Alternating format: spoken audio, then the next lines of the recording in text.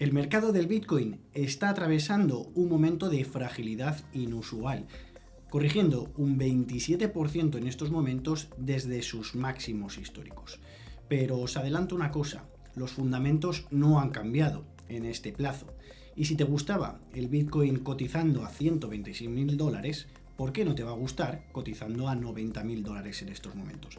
Quédate, porque en este vídeo te voy a contar qué es el Bitcoin, cuáles son sus ventajas, por qué está bajando y la conclusión de lo que está ocurriendo. Así que no te lo pierdas. Fijaros en primer lugar en el comportamiento desde principio de años de diferentes clases de activos que hemos categorizado en la siguiente gráfica y que vais a poder reflejado según el color. En primer lugar, el activo con mejor rendimiento en este 2025 está siendo el oro, con una subida a 18 de noviembre del 54%.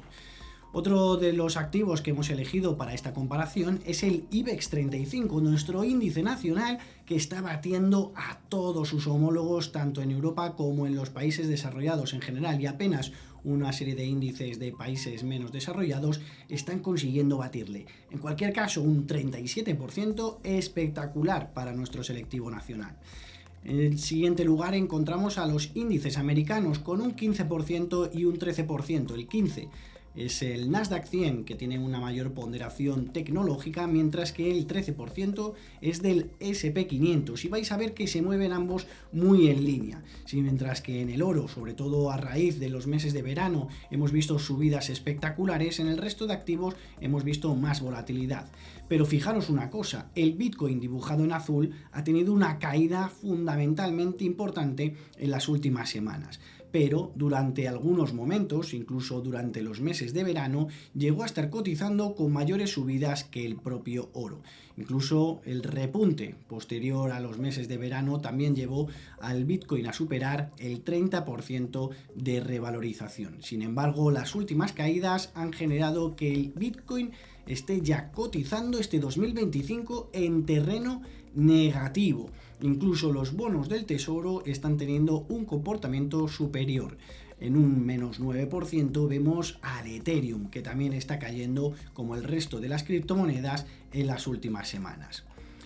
¿Cuál ha sido el principal lunar de estas semanas en estas criptomonedas? Como vais a ver en pantalla, apenas en el mes de octubre el Bitcoin se encontraba cotizando en sus máximos históricos.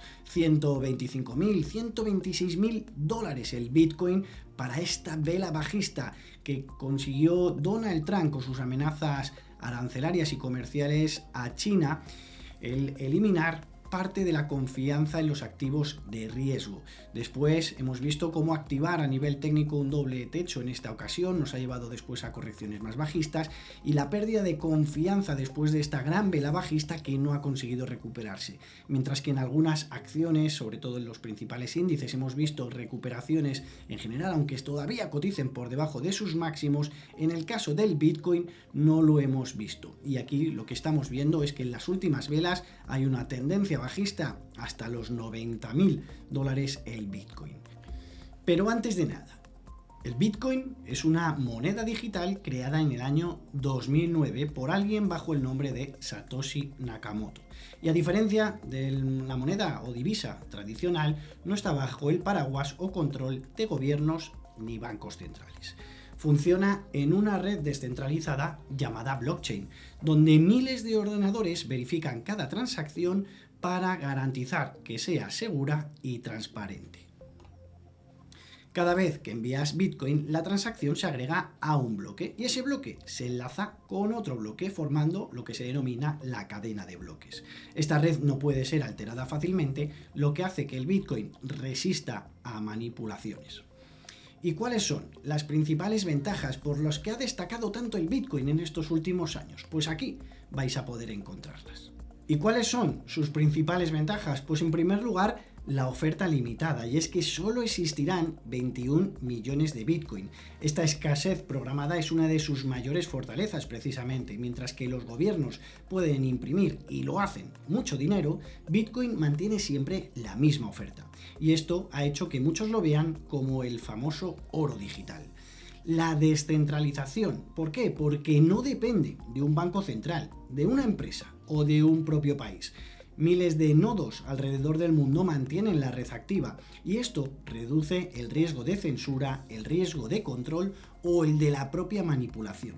Además, ofrece una seguridad y transparencia, ya que todas las transacciones quedan registradas públicamente en la blockchain, en ese libro contable en el que no se pueden falsificar y en el que la red se protege con un enorme poder computacional. Además, puedes enviar Bitcoin a cualquier persona en cualquier país sin depender de intermediarios. La transacción puede tardar minutos, segundos, no días, y puede costar desde centavos dependiendo de la red. Y por último, aunque en muchos países con monedas que pierden valor constantemente, el Bitcoin se ha convertido en una alternativa para resguardar sus ahorros. Su oferta limitada y su creciente adopción lo han hecho una opción para proteger el valor. Entiendo que os suenan todas estas ventajas a la situación actual, en la que hemos visto cómo el crecimiento de la deuda está en niveles históricamente altos, tanto gobiernos como empresas para subvencionar el gasto de capital en los últimos días, las grandes Big Tech, o los gobiernos para facilitar esos déficits fiscales que tienen en estos momentos, han emitido un mayor deuda. Y no solo hablamos de la deuda, sino también esos estímulos monetarios y fiscales, estímulos monetarios que proceden de los bancos centrales, recortes de tipos. En este periodo de 24 meses hemos visto el segundo ciclo de mayores recortes de tipos de los últimos 25 años, solo superado por el año 2008, en el que vimos una gran recesión económica que tambaleó los cimientos de nuestro sistema financiero. Además, no solo hablamos de recorte de tipos, sino de políticas expansivas. El fin del QT es un paso más de la administración Trump y del gobierno, en este caso de la Reserva Federal. En el programa previo de la Reserva Federal, en el que el vencimiento de los bonos no se iba reinvirtiendo, se ha dado fin. Y ahora volverán de nuevo a incorporar más liquidez en el mercado, incorporando nuevos bonos. Pero nos hablamos de Estados Unidos, y es que el Banco Popular de China, su banco central, ya es el más grande del mundo. Tiene más activos bajo gestión que la propia Fed.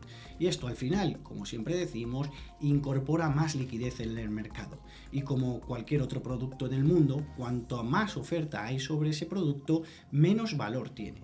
Y eso es lo que estamos viendo con las monedas fiduciarias desde que en el año 1971 Nixon hace ese shock de Nixon, el patrón oro. Y por tanto hemos visto que desde entonces la erosión de nuestro poder adquisitivo es una constante y ante ello tenemos que defendernos como ha sido en estos años con los activos financieros.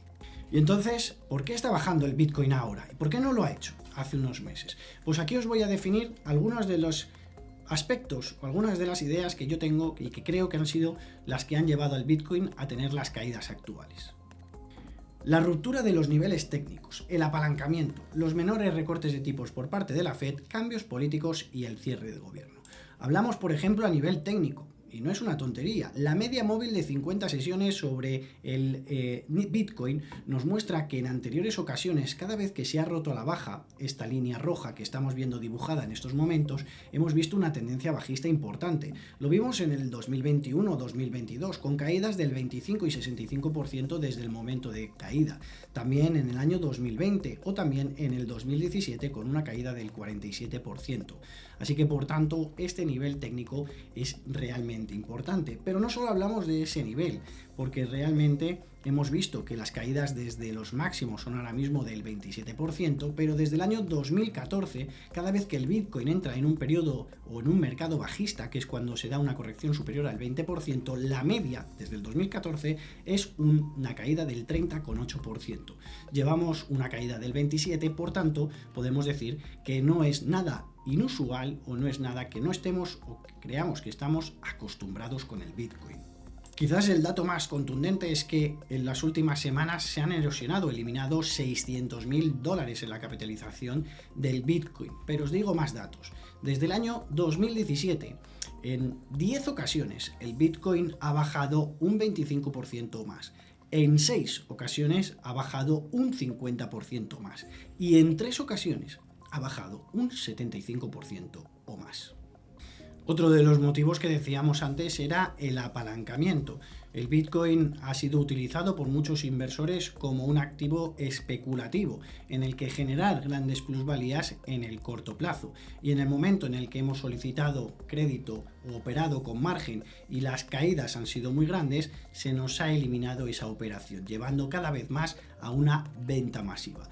El Bitcoin y en las criptomonedas en general decimos que hay muchos inversores turísticos que están prácticamente de paso o de alquiler, más sensibles al ruido que a los fundamentales, y alimenta la volatilidad tanto del precio como de los flujos. Un mercado con expectativas muy altas, escasa convicción y demasiado frágil para aguantar un giro abrupto del sentimiento como hemos visto en las últimas semanas. Decíamos antes, otro de los motivos ha sido el giro de la Fed, un poquito más agresivo de lo que podríamos esperar. Yo lo achaco más bien a las posibles subidas en la inflación. En los últimos días hemos visto un crecimiento en los precios del gas natural. No solo es fundamental para los hogares americanos, sino también para las empresas. Además, gracias al abastecimiento de datos y el consumo de energía de estas infraestructuras para el desarrollo de la inteligencia artificial, se ha utilizado muchísima energía de la red pública, lo que ha elevado las facturas, sobre todo de aquellas ciudades con mayor número de centros de datos ligados a la inteligencia artificial. Pero no solo eso, hemos visto la debilidad del dólar, los incrementos de masa monetaria masiva, la subida en las materias primas, y todo esto puede tener una consecuencia que ya estamos viendo, que el 55% de la cesta del IPC en Estados Unidos cotiza a un crecimiento superior anual del 3% o más. Y eso es lo que ha provocado que por primera vez haya una probabilidad inferior a un 50% a un recorte de tipos de 25 puntos básicos en la próxima reunión del 10 de diciembre. Mientras que en otras ocasiones parecía todo mucho más claro, que había unanimidad, que el presidente de la Fed era el jefe o estaba al mando, ahora parece que la Reserva Federal está mucho más dividida. Y el mercado ofrece ahora mismo una perspectiva de que 4 miembros quieren recortarlos, 4 miembros quieren mantenerlos y otros 4, entre los que se encuentra Powell, no saben qué hacer porque están a ciegas debido al cierre de gobierno. Otro de los motivos que podemos achacar a este cambio es por la política, sí. En los últimos días han surgido y han crecido las probabilidades de que los demócratas puedan vencer en las elecciones de medio término el año que viene. Y no solo eso, también hemos visto elecciones a la alcaldía de Nueva York y hemos visto un cambio sustancial. Porque la victoria de Zoran Mamdani, cuya retórica contra las élites choca con la narrativa de la industria cripto en ciudades como Nueva York, ha provocado que esta capital criptográfica a nivel mundial pueda tener consecuencias negativas su victoria en el futuro. Y ante todo esto también nos falta información, porque mientras las acciones, los índices llevan cotizando desde mucho tiempo atrás, en el caso del Bitcoin tenemos pocos datos. Uno de ellos es el halving. Y eso ha llevado a que muchos inversores se fijen en cómo funciona de manera estacional cuando ocurre uno de estos eventos, que al final no es ni más ni menos que la reducción de la recompensa que reciben los mineros de Bitcoin.